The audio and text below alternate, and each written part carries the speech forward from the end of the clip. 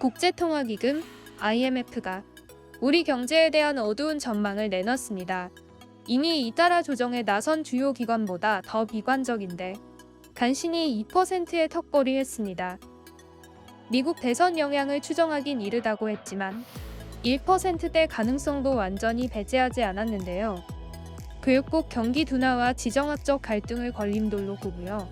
강력한 정책 대응을 주문했습니다. 혁신 강화와 공급망 다변화, 서비스 수출 촉진을 우선순위에 두라는 제언입니다. 기준금리는 점진적으로 내리라고 권고했습니다.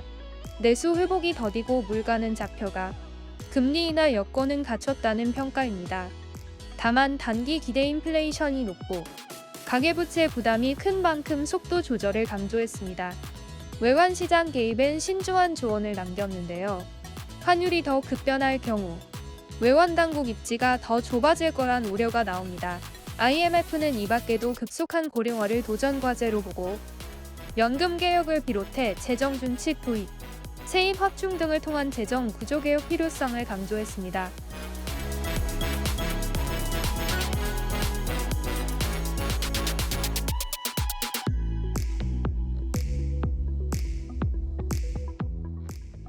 국내에서 4가구 중 하나는 반려동물을 키운다고 하죠.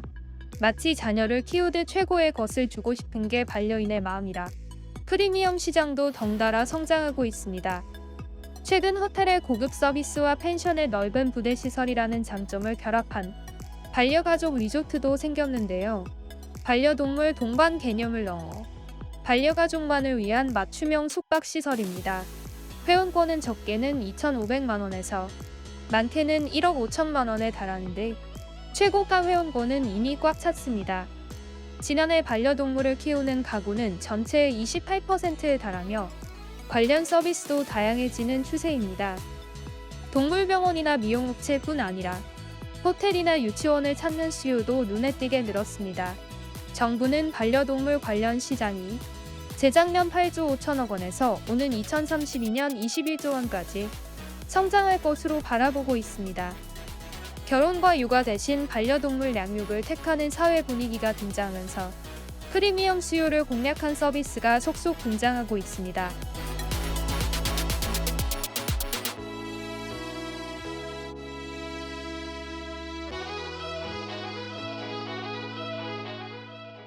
인공지능 기술이 사회 곳곳에 스며들고 있습니다. 농업 분야도 예외는 아닌데요. 자율주행 운반 로봇은 과일 박스 15개, 최대 300kg까지 실을 수 있고 작업이 끝나면 지정된 장소로 알아서 돌아갑니다. 농가 하루 인건비는 12만 원, 로봇 하나가 3명 몫의 일을 하는 걸 감안하면 수확기 열흘 동안 360만 원의 비용을 아낄 수 있습니다. 무인 농작업 트랙터도 국내 최초로 공개됐습니다. 비전 AI 기술을 적용해 사람이 탑승할 필요가 없고 장애물을 발견할 경우 자동으로 멈추기까지 합니다. 이 트랙터로 농작업을 하면 시간은 20% 이상 단축되고 생산량은 5에서 10% 증가할 것으로 예상하고 있습니다.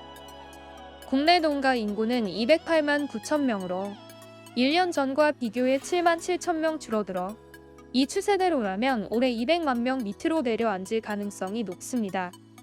하지만 자율주행형 로봇에 대한 검정 법규가 마련되어 있지 않아 보조금 수혜가 미미한 상황.